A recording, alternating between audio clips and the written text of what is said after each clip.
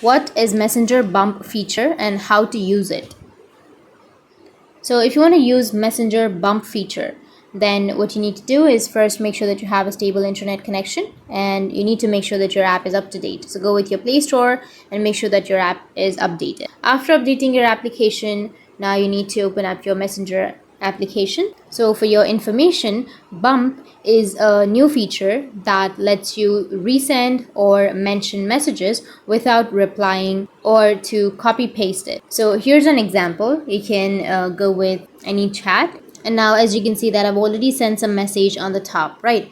So if you want to send that message again without copy pasting or without typing again, then you need to tap and hold on to that message, go with the more option which is on the bottom right, tap on bump, and that message will be bumped, and you don't need to copy paste or you don't need to text that message again. So that is what Messenger bump feature is, and that's how you can use it. And if you have any questions, feel free to comment below. Thanks for watching.